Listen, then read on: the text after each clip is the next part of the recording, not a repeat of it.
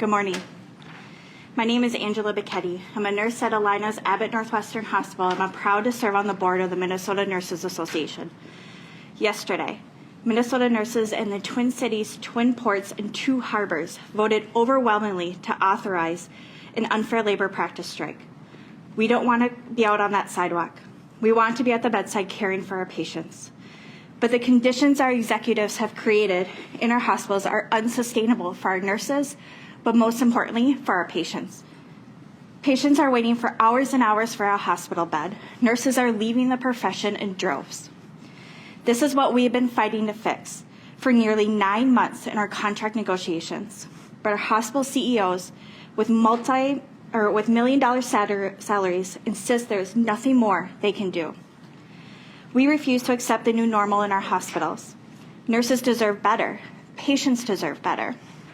That is why we are announcing today our intent to strike at 17 hospitals throughout the state.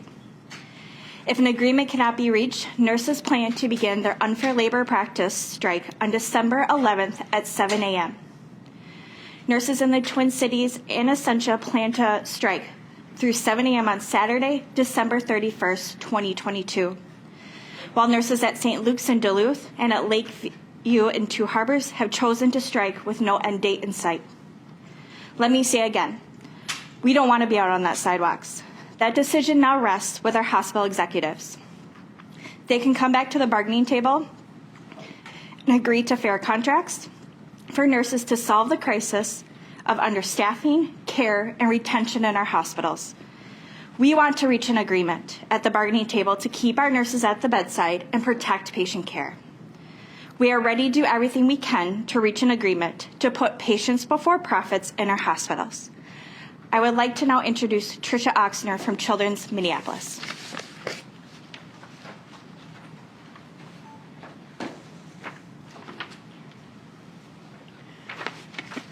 Thanks, Angela.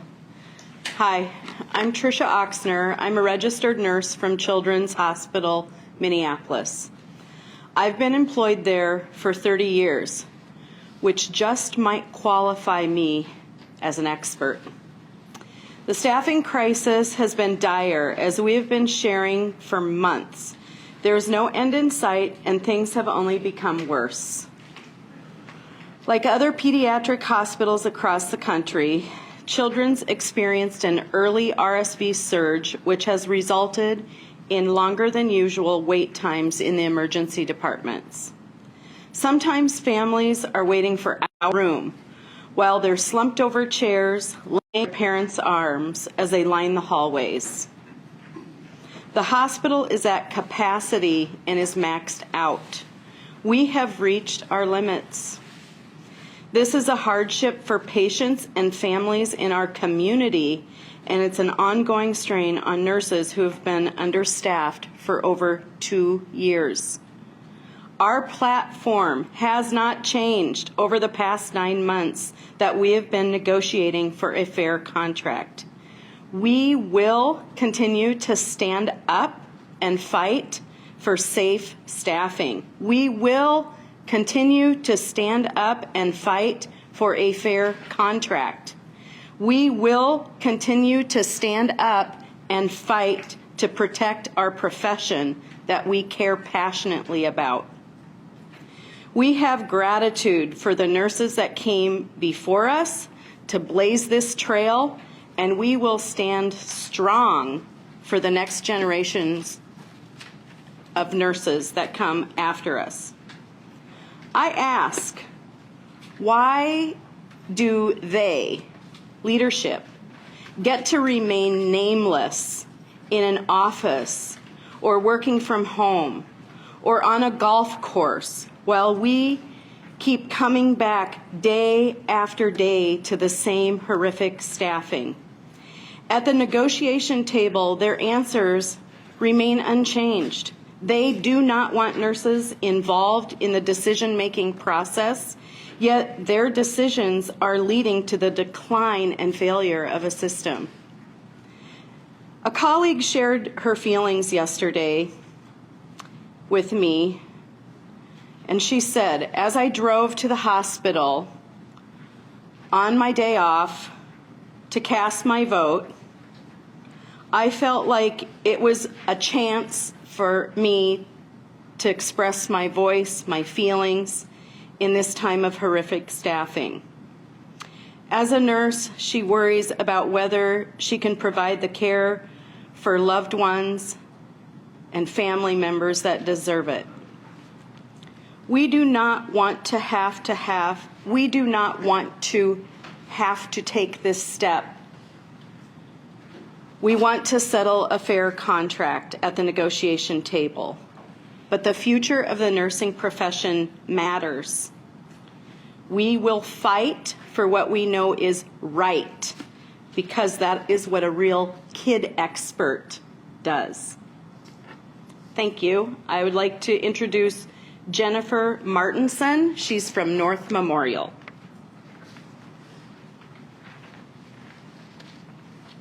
Good morning. My name is Jen Martinson. I'm a nurse at North Memorial, and I've been there for 5 years. I became a nurse, like most of us, to help and care for people. North Memorial prides itself on being an inclusive health family. This could not feel further from reality. I was pregnant for the first time and working at the bedside during the early days of the 2020 pandemic. In 2021, my daughter was often catching viruses at daycare and bringing them home. As her primary caregiver, I often got sick too and would be required to prove that I did not have COVID in order to return to work. I made every attempt to ensure that I was not exposing my patients and my coworkers, but it did not feel like North Memorial management made this a priority. Is this how you treat your family? Ask any nurse with young children how much paid sick time they have in their balance, and they'll probably tell you, not enough. In the last month, I have gone without pay due to calling in ill and not having adequate sick time.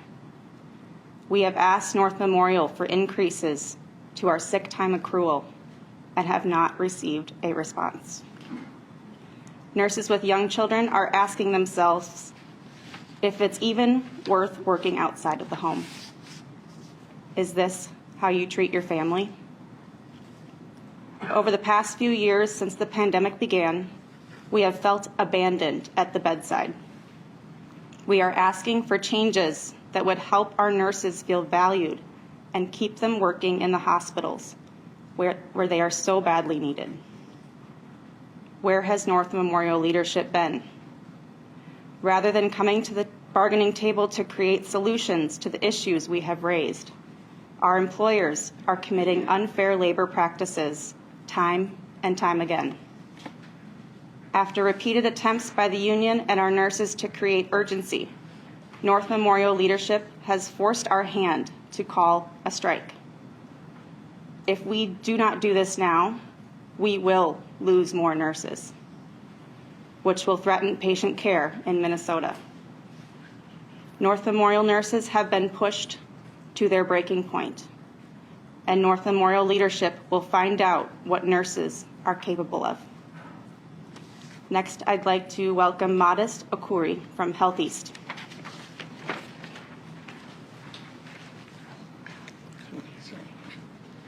Yeah, good morning, everybody. My name is Modest Okuri. I represent the Old Health East, which is St. John's and Bethesda Hospital. For so many months, we've been at the negotiating table, trying to better the lives of nurses and also trying to better our staffing, our grid, in order to be able to take care of patients. But I tell you right here that for the past almost 9 months, nothing has changed, in our negotiation.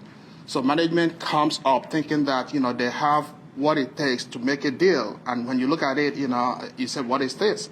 Mainly we are asking for, good staffing, to have a say in the grid. Even, just to say that when you are 51% of nurses know that things are not going right, you have a lot of false sentinel events, increase infiltration and everything, that we want to say that the grid is not right. And you don't need a rocket scientist to tell you that something is wrong when patients are falling regularly, which means the nurses don't have eyes on them. You don't need a rocket scientist to tell you that. But they say no. We have, over the past years, nurses have covered the lives of our leaders. Just imagine a patient sitting, in poop, putting on her call light or his call light, and you can't get to that patient for over 30 minutes, an hour. What do? We go in there to apologize and lie to them that it's because we are busy with other patients. No, that wasn't the case. The case was that because we are not good, well-staffed. We've been covering the lives of these managers, but I think it's about time the public knows that the reason why your person, your family member, is not getting the appropriate care they're getting is because we don't have the staffing to take care of that. A lot of our members have left the nursing profession. When I say leaving, that doesn't mean that they left and went to another hospital. No, they are tired. We are tired. Security has not improved. So if you go to St. John's emergency department, you see people in the hallway. They are using now hallway as a ward, a room for patients. If somebody wants to, have a BM or be impressed, they screen around. Imagine you or a family member. I just want people to think through it. We don't want to go out there in the cold. And again, for them making an excuse that, we just want to use the opportunity of, the influx of all these respiratory, that is absolutely wrong. It's just propaganda. Because this season, every hospital, everybody knows that all these infections comes up. If you don't want that to happen, they could have settled the deal even before the first strike. So when you see or hear the hospital talking about, we are opportunistic because of this, particular season, it is a propaganda. And that pains me in particular a lot. So we want them to settle. We don't want to go out to the cold. And again, if you love your staff, you wouldn't want them to go out to the cold, the freezing cold. So they still have the opportunity to get things right. And we like to be at the bedside for our patients. We don't want to let them be there taking care of people who don't know them. We feel happy, smile each day we come to work and see the patient expecting us to be there. Just quick info here. When we return from the last strike, and I know what is happening at my hospital happens to the other hospitals, you will see the brightness of the patient face, seeing us coming back. So that's why we are authorizing a strike. We are going for strike, as we said, moving out on the 11th. And they have what it takes to prevent that from happening. Next, I will introduce Zoe Omri from Methodist Hospital. Thank you. Good morning, everyone. My name is Zoe Omri, and I've been working at Methodist Hospital for 15 years. 14 of those 15 years has been on the ICU. And Methodist Hospital carried the slogan, "We make good happen." My question to them, what good are you making to happen right now? And I work as a bedside and a charge nurse and a preceptor. I haven't seen staffing crisis as horrifying and terrifying as it is now. Every time I decide to go to work, I'm afraid. What am I going to meet? What's going to happen today? If my patient's going to stay alive, am I got to be a mother, a babysitter for other nurses who do not really know what's going on? Those are the questions I ask. We are hemorrhaging and bleeding our nurses like a patient bleeding to death without intervention. Every night you have to struggle to make assignments because there aren't enough nurses. We barely have experienced nurses, and our patients are at risk. I have to always be on the lookout for patients and to help newer nurses to do the right thing. I'm just going to take a quote from Dr. Martin Luther King that says he says, "We have come to the Capitol to cash our check that the federal government has given us. Today, to the hospital executive, we have come for you to cash that check. You keep saying we have no issues with granting vacations, we have no issues with staffing, we have no issues with skill set to take care of our patients, just to name a few. Nurses are ready to strike if necessary to send a message to the hospital, and that was said clearly last night, that our patients matter.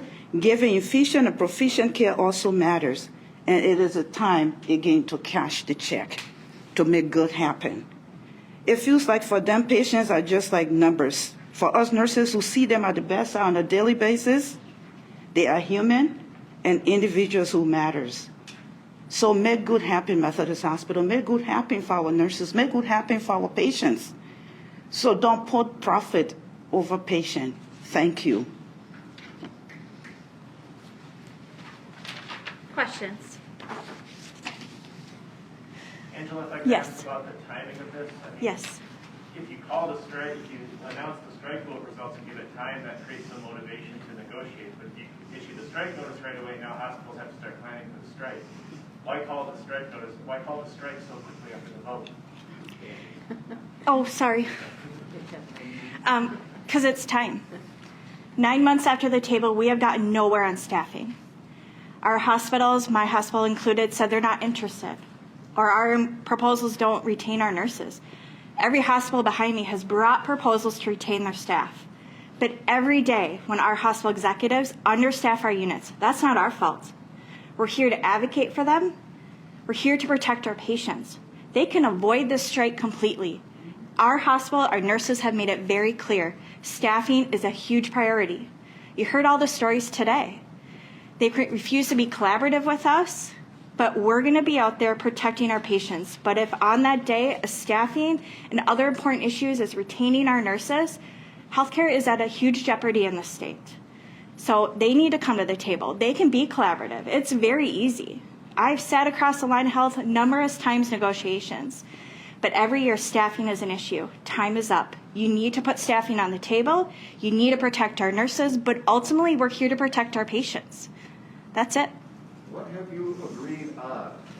Staff. So the hospitals have various agreements that they've agreed to. I can tell you at Allina Health, it took our nurses being shot at to get an agreement on workplace violence. I shouldn't have to do that.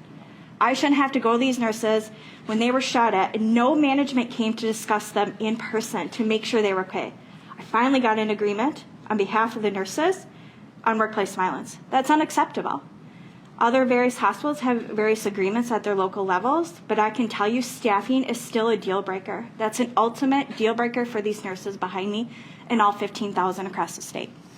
Yes. Yeah. Our nurses were shot at, and not one leadership came in person from home while they were sleeping to check on them. They forced them to stay while they were hugely traumatized by what occurred.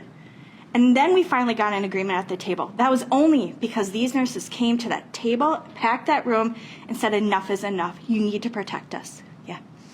What was the agreement on patient injuries after that? What was that? What was the agreement on nurse injuries or workplace injuries after that? At Allina Health, we wanted that notification system. We wanted protection at that bedside. We wanted metal detectors. And that was even difficult to even ask for that because we shouldn't have to do any of that. Our employers should protect us. Enough is enough. Violence is increasing in the healthcare field. Nurses are leaving because of it. Injuries occur every day. So we did get an agreement, but that was only after being injured at Abbott Northwestern, for example. Yes.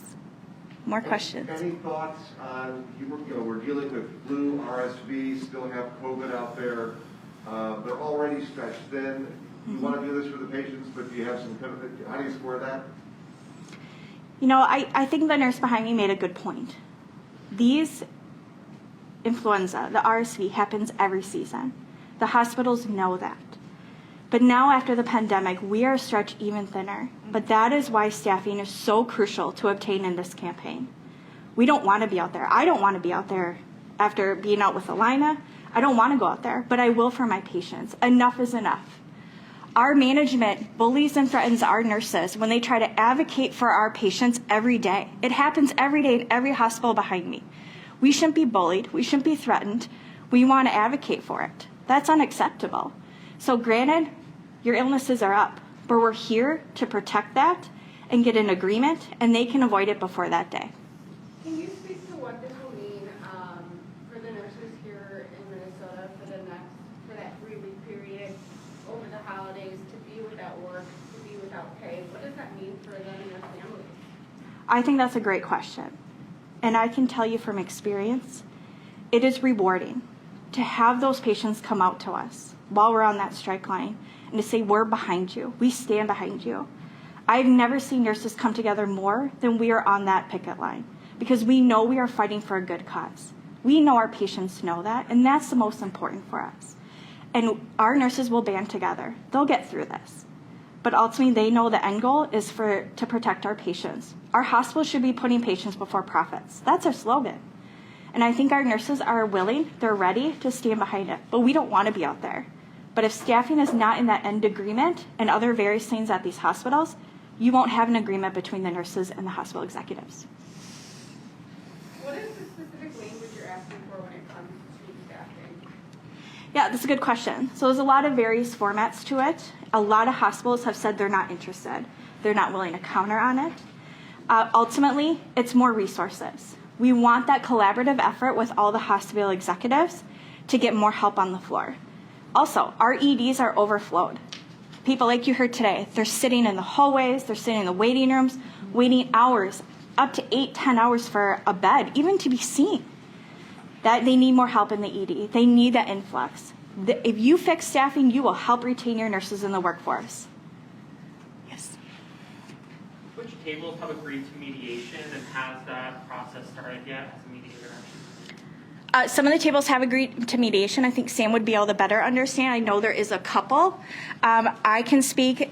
It isn't always. A lot of your teams will look at mediation when it's get closer to a deal. They'll take that into consideration. But mediation ain't going to help when your hospital executives have continued to say they're not interested. So they're going to be just as frustrated as we are. We are frustrated. But having a mediator in a room isn't going to force the employer to come to agreement. They should talk to us. We're collaborative. We know our bedside and our nursing better than anyone. Come talk to us. We're willing to talk and discuss a collaborative effort on staffing. Yes. Other questions? Angie, some of these problems sound a lot bigger than just the contract, and I imagine they're going to continue even if you got everything you wanted. So, I mean, how much of this can be resolved right here with the deal? Because I don't want to leave patients on to thinking everything will be solved. Yeah, I wish everything would be resolved. Ultimately, healthcare is changing day to day. And these nurses shouldn't have to put it in their contract to provide safe staffing. I shouldn't have to do it. These nurses, the 15,000, shouldn't have to advocate for it. Staffing will change. Our patients change. They get sicker and sicker. So will stuff need to be changed? Yes. But to make that starting point will show that your hospital executives actually care. Put it in the contract shows that they actually care about their patients. And I think that's important. That is why we're asking for it to be in our collective bargaining agreements to show enough is enough. Yes. Sorry if you've answered this already. Yes. Does it appear that some hospitals may be closer than other hospitals in agreements, or is it uniform wide and close? You know what I'm saying? I think it all depends on the hospital and the bargaining unit the nurses represent. Ultimately, the biggest issues on staffing is still not decided and resolved. Come to any agreement at the hospitals. And I think regardless of any other tentative agreements or anything like that, that to me is the deal breaker, and also to retain our nurses. So some might have different agreements. I can tell you at Abbott Northwestern and Alina Health, and a lot of the units behind me, staffing needs to be addressed. And without that, we are nowhere close to getting that tentative agreement to avoid that strike. Yes. How confident should people be that when they go to the hospital, they're going to be receiving quality care over the next several weeks? Just because hearing from this, it would maybe deter some people from being confident in their health care. Over the next what days? Or next several weeks. You know, that's a great question. You know, we gave them that 10-day notice. They have that legal amount of time to prepare. But any nurse that comes in from an outside place does not have the experience. They don't know the protocol. They don't know the nursing, as me or these nurses behind me are all 15,000. That's a safety issue. They can avoid it. They are paying those nurses an obscene amount of money when all we want is staffing. Put that money that you are paying those nurses to work during a strike into staffing, and you won't be having that strike. Your patients will be cared for top notch, but ultimately these nurses are making that sacrifice, going out there on that street to push patient safety, and our patients understand that. Yes. Any other questions? Thank you. Great, thank you. Thank you.